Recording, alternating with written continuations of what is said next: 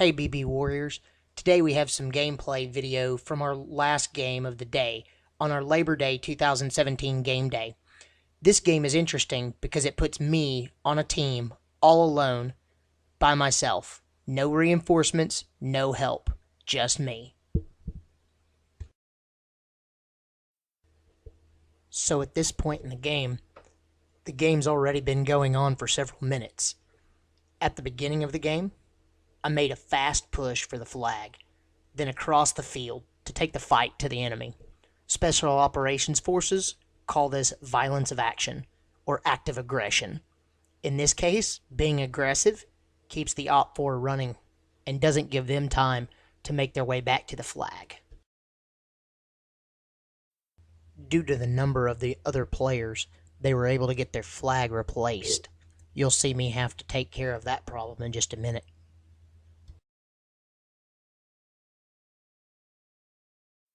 So there's many benefits to being a lone operator, but there are also some liabilities.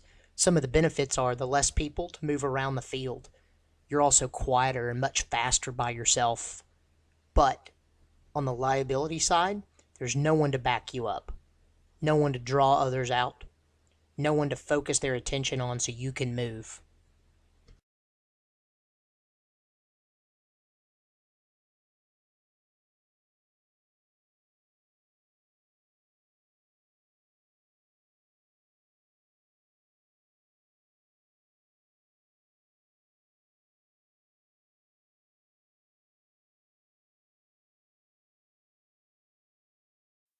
In this case, the aggression is nothing more than a stall tactic. I have captured the center flag hill. Now I must maintain control of it for 7 minutes. Killing the other team's players or keeping them at bay keeps my time moving.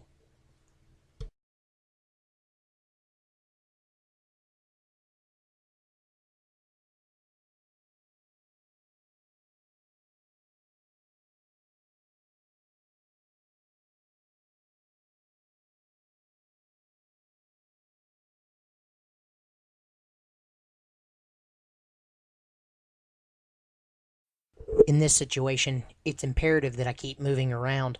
Even though I'm a lone operator, I have many people that I'm fighting against. Therefore, I have to keep them guessing about where I'll show up and where I'll attack next.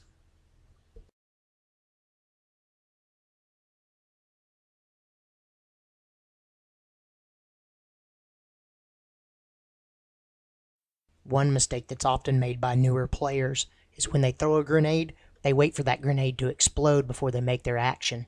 I throw a grenade and immediately move on my target in hopes that I can take advantage of the grenade's use. I don't wait for the grenade to explode. I immediately move and begin shooting simultaneously.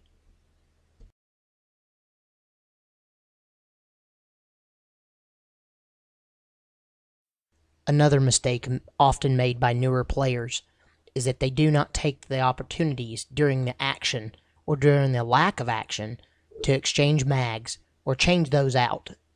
If you've got a mag that runs red during the middle of a gunfight, you're at a severe disadvantage.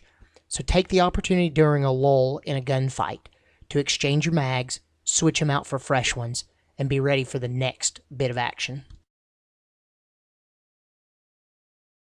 A couple of other things you see in this video. 1. Be familiar with your weapon systems and how they work. Be familiar with transitions from your rifle to your pistol and back again.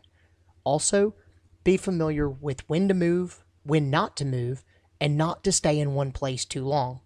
Oftentimes, newer players will pick a spot and camp in it. They'll stay in one spot for far too long or shoot too many shots from that one spot. Most snipers know this and know not to take more than 3 shots from the same location without moving.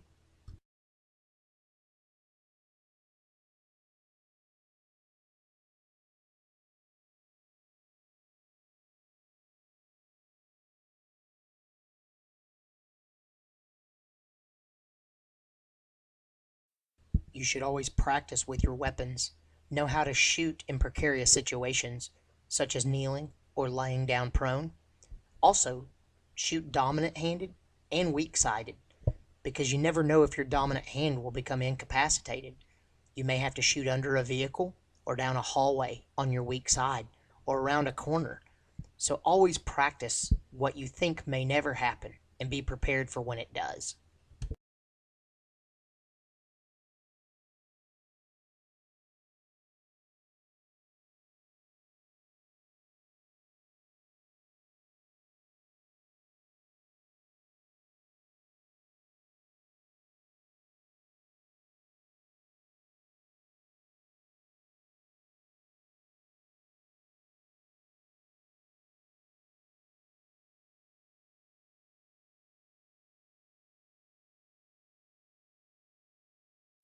Something you will see me do often in these videos is move towards the person I'm shooting at.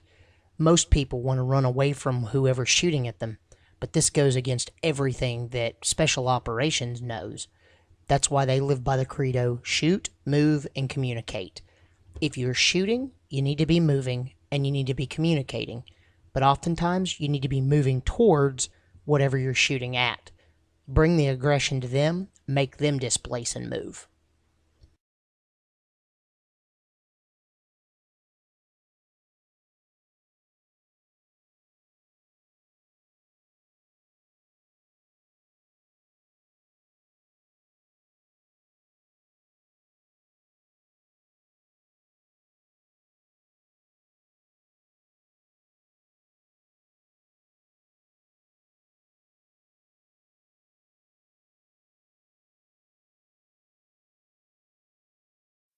Another big mistake made by new players is not being ready to move.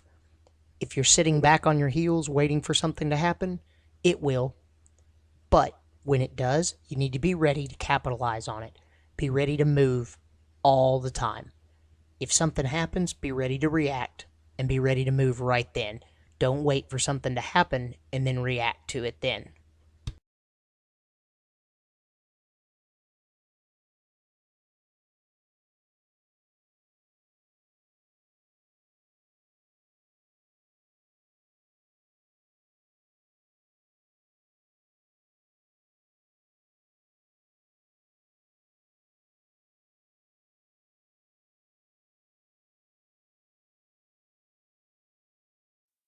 Something I have seen often is players walking through the woods with their gun hanging down by their side, not even close to ready.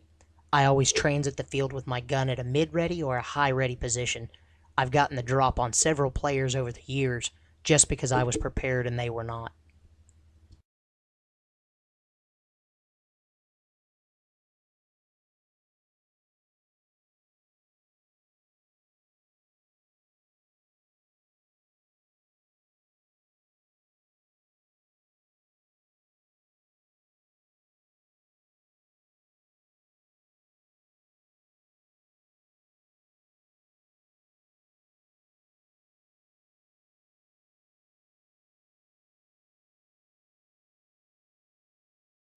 My final piece of advice is never end until the game is actually over.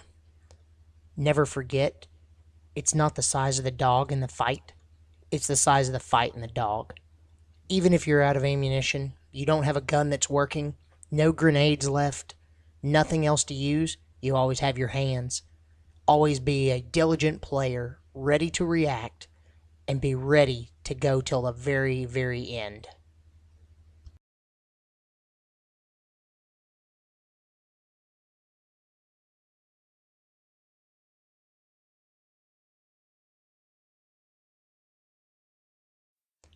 As you see here, I surprised this player and sent him running due to the violence of action that I brought to him.